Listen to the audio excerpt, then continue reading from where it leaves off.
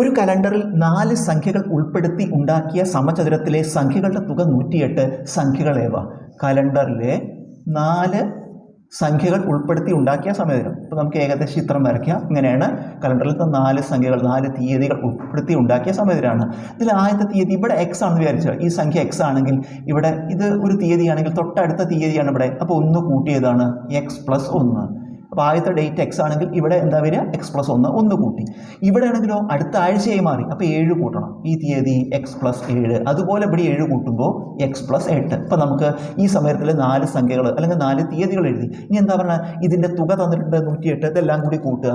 x കൂട്ടണം, x+1 കൂട്ടണം, x+7 കൂട്ടണം, x+8 4 തീയതിയും കൂടി കൂട്ടി സമം എത്രയാണ്? 108. ഇതെല്ലാം കൂടി കൂട്ടുമ്പോൾ x കൂട്ടുമ്പോൾ 4x എന്ന് വരും. ഒരെക്സും കൂട്ടുമ്പോൾ 4x. ഇനി തീയതികൾ കൂട്ടുക, സംഖ്യകൾ കൂട്ടുക. 1 7 8 +16. അപ്പോൾ ഇവിടുത്തെ എക്സുകൾ കൂട്ടി എഴുതി, സംഖ്യകൾ കൂട്ടി എഴുതി. സമം അപ്പുറത്ത് എന്താണ്? 108. ഇതിൽ എക്സ് കാണുമ്പോൾ ആദ്യം 16 അങ്ങോട്ട് എടുക്കണം. അപ്പോൾ എന്ത് വരും? 4x = 108 കുറയ്ക്കണം 16. അപ്പോൾ 4x = ഇത് കുറയ്ക്കുമ്പോൾ 92 എന്ന് വരും.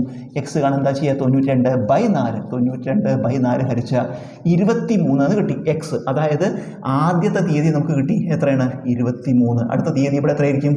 24. ഇവിടുത്തെ തീയതി എത്രയായിരിക്കും? 7 കൂട്ടുക. അപ്പോൾ എത്ര വരും? 30. ഇവിടെ 7 കൂട്ടുമ്പോൾ എത്ര വരും? 31. അപ്പോൾ നമുക്ക് 4 സംഖ്യകൾ കിട്ടി. 23, 24, 30, 31. അപ്പോൾ ഇങ്ങനത്തെ ഒരു കണക്ക് വരുമ്പോൾ നമ്മൾ ഇത് മുഴുവൻ എഴുതണമെന്നില്ല, ഇത് പഠിച്ചു വെച്ചാൽ മതി. കലണ്ടറിൽ 4 സംഖ്യകൾ ഉണ്ടാക്കിയ സമയം, 4 സംഖ്യകൾ ഉൾപ്പെടുത്തി ഉണ്ടാക്കിയ സമയമാകുമ്പോഴേ ഇത് ചെയ്യാൻ പറ്റുള്ളൂ. നമുക്കത് 4x + 16 എന്ന് എഴുതിയാൽ മതി. സമം 108. ഇവിടെ തുക എഴുതിയിട്ട് കണക്ക് ചെയ്താലും മതി.